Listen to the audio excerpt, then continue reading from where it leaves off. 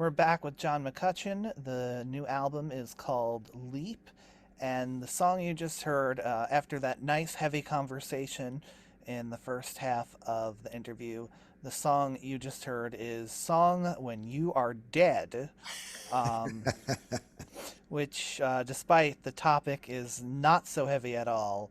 No. Um,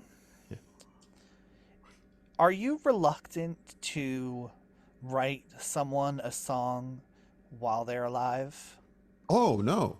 Mm-mm. I mean, you certainly wouldn't know it from this album because you have a song about my deceased father-in-law and Esther Cohen, and this was I this album is the third album of songs I've released uh, of songs that were written during the pandemic.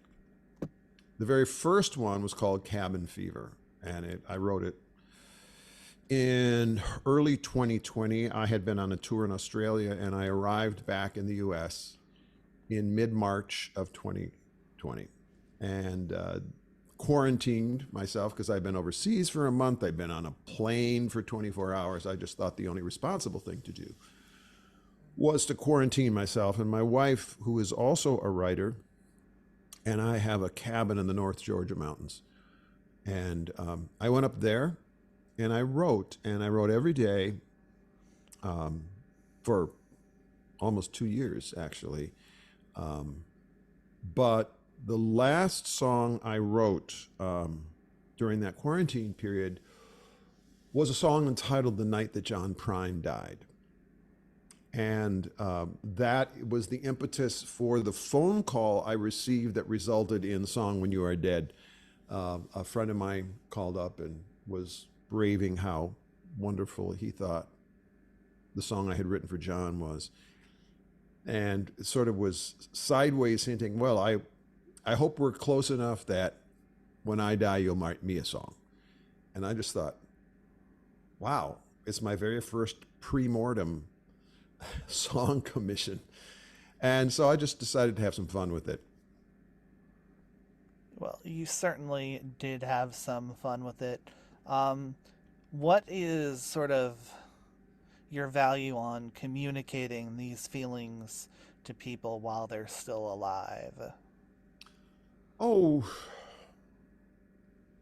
I think that, you know, I just recently turned 70 years old, and I know that there's a lot more time behind me than there is ahead of me. And that certainly informs how you choose to spend your time and with whom you choose to spend it.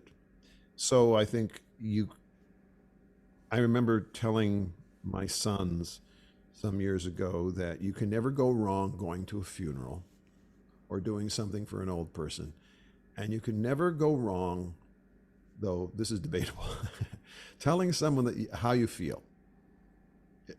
You know, telling someone that you love them, and maybe they don't feel that way about you, but um, yeah, you can do that with music. You should do that with all your life, really.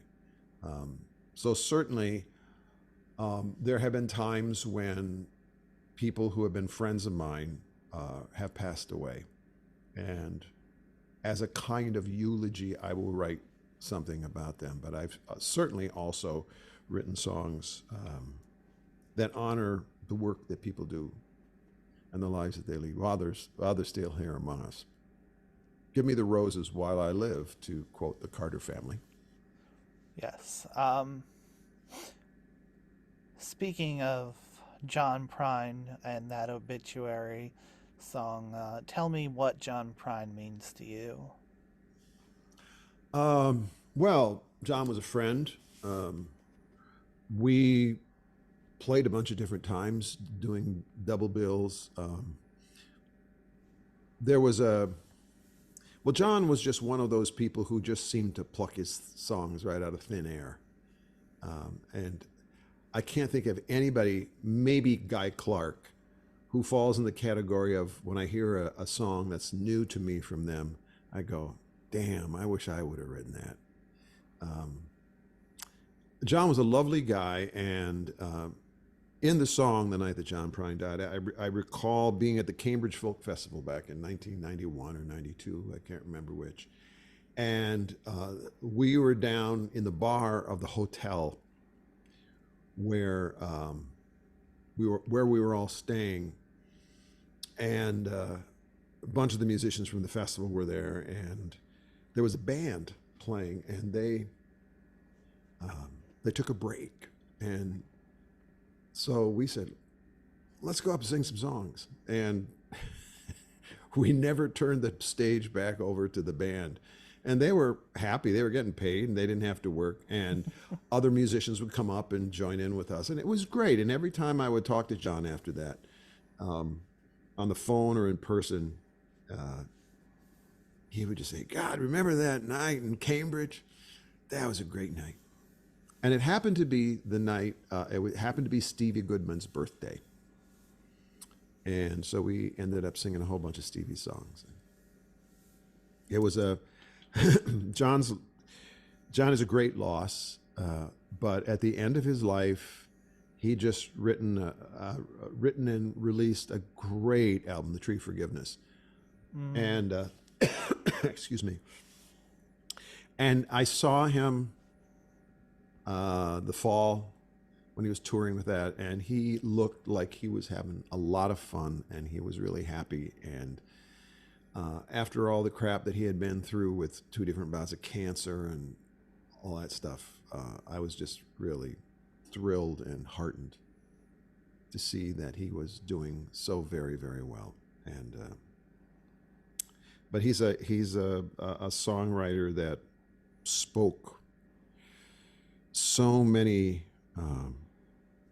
told so many great stories. So has lines that when I do songwriting workshops, I say, you can't write a better line than this. So no, he was one of a kind, great one. What would you want to be included in the song written when you die? Oh, golly. Well, when Bruce Springsteen decides to write that song, I like him to say, well, I was the boss, but McCutcheon was the shop steward.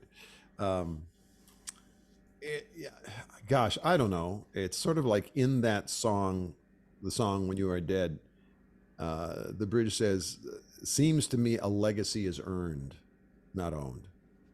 And, I guess I'd like to go out like Pete Seeger did. I mean, he was 94 and showing up on 2 canes at Occupy Wall Street just to try to be helpful. And I think no matter what your job is, whether you deliver the mail or teach kids or put out fires or write folk songs, you just want to be helpful for as long as you can. And I guess that's my wish. If somebody wants to write a song about it, great. But that's not up to me. Whenever I have someone come on the show, I ask them to pick a song by another artist. Mm. I name them a little category based on our interview. Mm-hmm. And for you, John, the category is a song that honors someone who passed away.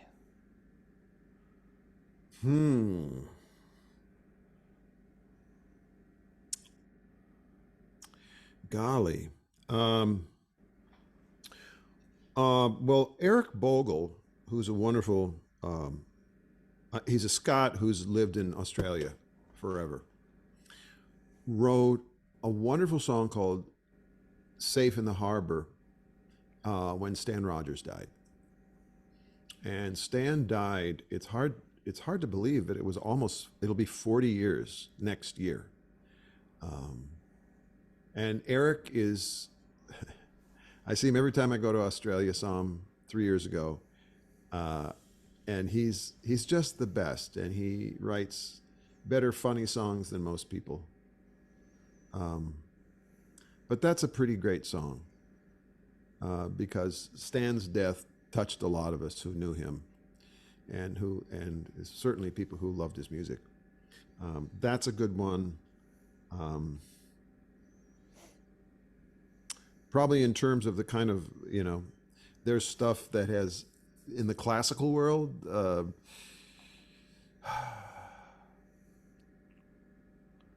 There's that Dylan song, "Hey Hey Woody Guthrie, I wrote you a song," but Woody was still alive then, so Yeah, that doesn't count. no, it doesn't count. It doesn't count.